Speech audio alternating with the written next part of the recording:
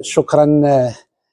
كما تعلمون عقدنا يومه الجلسة الرسمية لافتتاح سنة قضائية 2025 والمتعلقة بالمحكمة الاستئناف بوجدة وجميع المحاكم الابتدائية التابعة لها، وهي وذلك في إطار واحد التقييد راسخ دأبت عليه محاكم المملكة في محاكم المملكة، وهي مناسبة جدا هامة لانفتاح المحكمة على محيطها الخارجي للتعريف بنشاطها القضائي والخدماتي، محيط نشاطها الخدماتي للمحكمة خلال سنة 2024، وكذا تبيان الأهداف الاستراتيجية التي نطمح إلى تحقيقها في سنة 2025 إن شاء الله. وأغتنمها فرصة لأتقدم بالشكر الجزيل للسلطة القضائية على المجهودات الجبارة التي تبذلها وتقوم بها في إطار تنفيذ المخطط الاستراتيجي للمجلس على السلطة القضائية. هذا المخطط الذي يهدف أساسا إلى تحقيق الأمن القانوني والأمن القضائي، وكذلك توطيد الحكمة الجيدة للإدارة القضائية، هذه الحكمة التي هي مقياس العدل والإنصاف وحجر الزاوية في بناء دولة الحق والقانون. وكما تعلمون أن هذا المخطط المستفيد الأكبر منه هو المتقاضي بصفة خاصة والمواطن بصفة عامة، لأن ولذا يجب علينا كمسؤولين قضائيين وكقضاة أن نعطي عناية خاصة للسادة المتقاضين الذي حيث أصبح المواطن يحتاج إلى إدارة قضائية إنسانية تأخذ بيده منذ ولوجه إلى المحكمة إلى غاية حصوله على مبتغاه، أي حصوله على الغاية التي يتوخاها عمل قضائي متميز وسريع.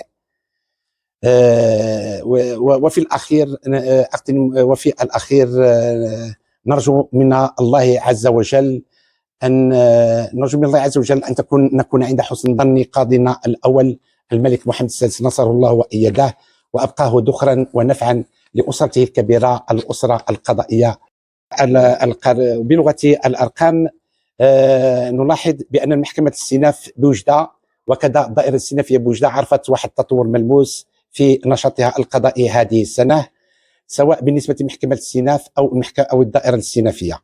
فبخصوص محكمة الاستئناف فكان المخلف القضايا كالمخلف من السنة السابقة 4945 قضية، والمسجل هو 15532، وعدد القضايا الرائجة 20477، وعدد القضايا المحكومة 17794، الملفات المتبقات هي 2683 ملف.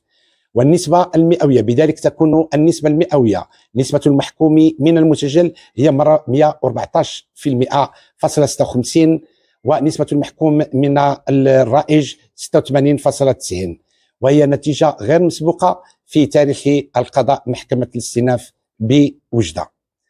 أما بخصوص الدائرة الاستئنافية، وعندما أقول دائرة استئنافية يعني تشمل المحكمة الاستئناف بما فيها المحكمة الابتدائية بوجدة، وكذلك المحكمة الابتدائية ببركان وتوريرت وبوعرفة، حيث أن المجموع العام لهذه الدائرة الاستئنافية كان المخلف منها سنة 23 هو 22620، وعدد القضايا المسجلة 121368، عدد القضايا الرائجة 143988، وعدد الملفات المحكومة 128253، وعدد القضايا المتبقات هي 15736. وبذلك تكون نسبة المحكوم من المسجل هي 105.67%، ونسبة المحكوم من الرائج 89.7%. ويعزى هذا النتائج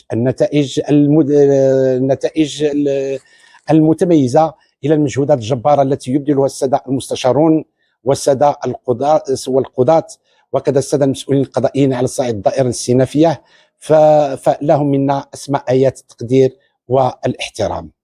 ونرجو من الله عز وجل أن نكون عند حسن ظن قاضينا الأول جلالة الملك محمد السادس نصره الله وأبقاه ذخرا ونفعا لأسرته الكبيرة الأسر القضائية. وشكرا.